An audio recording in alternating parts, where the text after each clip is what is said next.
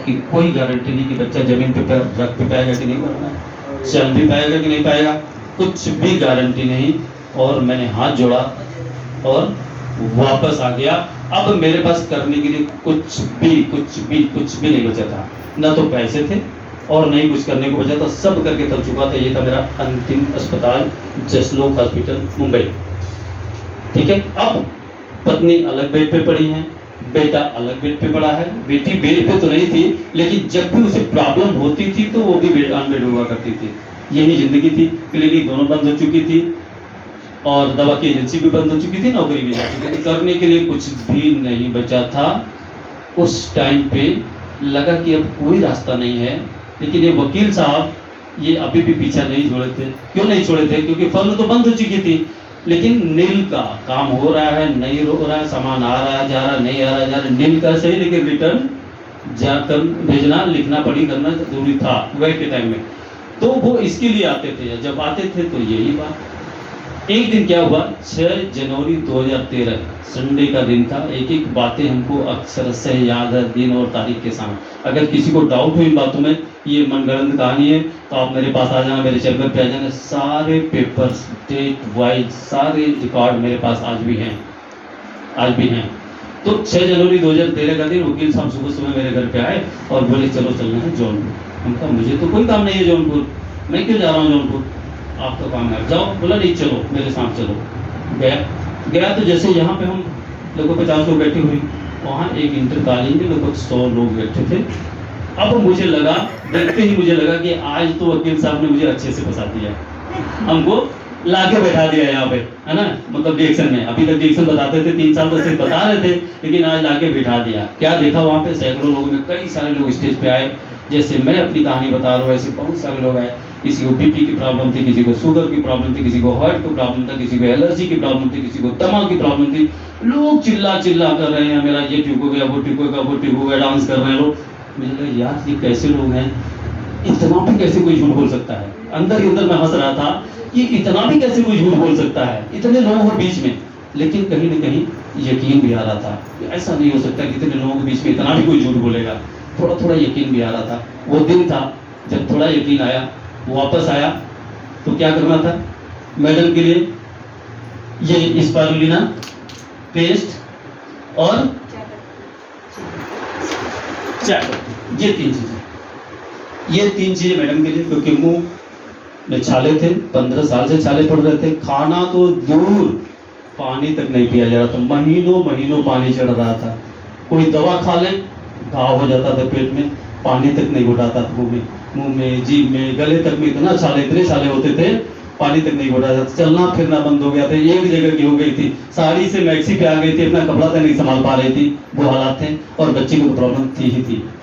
तो इनके लिए ये 3 चीजें, और बच्चे को आरजीजीएल, वो भी छोटा वाला, बच्चे को आरजीजीएल छोटा वाला।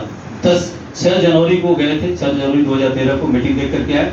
लेकिन आर्थिक स्थिति, पैसे की स्थिति इतनी गंभीर थी कि जब विश्वास हो गया तो क्या करना था, खरीदना था, खाना खिलाना था। लेकिन आर्थिक स्थिति बहुत खराब थी, बेहद खराब थी। जैसे तैसे पैसे का व्यवस्था करके 10 जनवरी 2013 को मैंने ये छोटा वाला आरजीजीएल प्लस ये इतनी चीजें लेकर के आया और शुरू किया। यकीन मानिए 2 महीने के अंदर 15 साल पुरानी बीमारी 2 महीने के अंदर जो ठीक हुई, आज तक दोबारा नहीं हुई, आज तक दोबारा नहीं हुई। मुझे विश्वास करना चाहिए था कि नहीं करना चाहिए था? करना चाहिए था, है ना। मैडम आपके सामने है, घंटों आपसे बात करी है, जो उठ बैठ नहीं सकती, चल फिर नहीं सकती थी, अपने कपड़े तक नहीं संभाल पाती थी, आपसे घंटों बात करी है।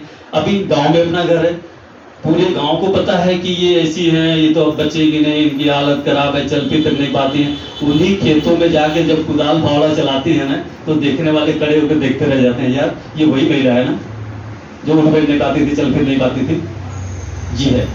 और बात बच्चे की करें तो बच्चा के बारे में बताया इन्होंने, 4th एंड लास्ट ईयर का स्टूडेंट है, BTech Kanpur HBTU government college Kanpur से कर रहा है। और बेटी की बात करें जिसे सांस की समस्या थी और बहुत समस्या थी, बनारस के तमाम नामी गिरामी डॉक्टरों को जांच पड़ताल इलाज करा चुका था, कोई कुछ नहीं समझ पा रहा था, कुछ नहीं है, कोई बीमारी नहीं है।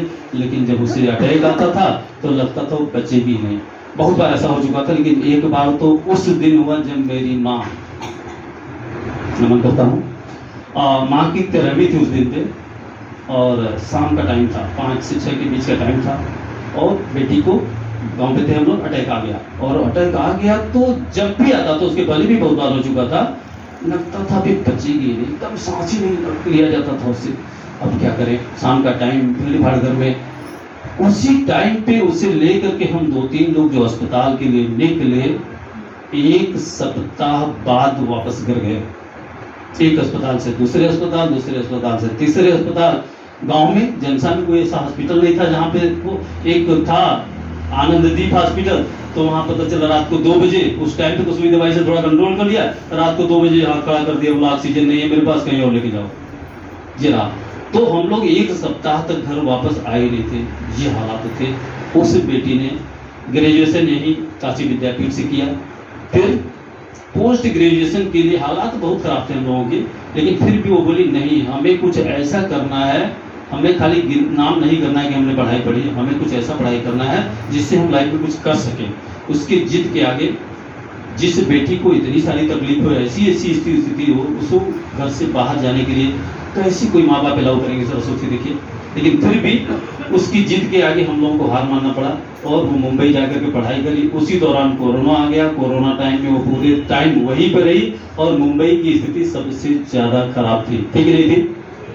कोरोना में मुंबई महाराष्ट्र की हालत सबसे खराब थी। हम लोग यहाँ पे, बेटी वहाँ पे, सोची कैसे पूरा कोरोना हम लोगों ने फेस किया। रात का जगह थे हम लोग कि हे भगवान, पता नहीं क्या होगा, कब होगा, अगर कुछ होगा तो ना हम जा सकते ना वो आ सकती, होगा क्या। लेकिन thanks to God, thanks to God almighty, जोरदार ताली फिर से गॉड ऑलमाइटी। पूरा कोरोना बीत गया, उसने वही रह करके अपना एजुकेशन कंप्लीट किया, वहीं पे 1 साल 1.5 साल तक जॉब भी किया। अभी पीछे 1 साल से वो पूना में, मुंबई से पूना शिफ्ट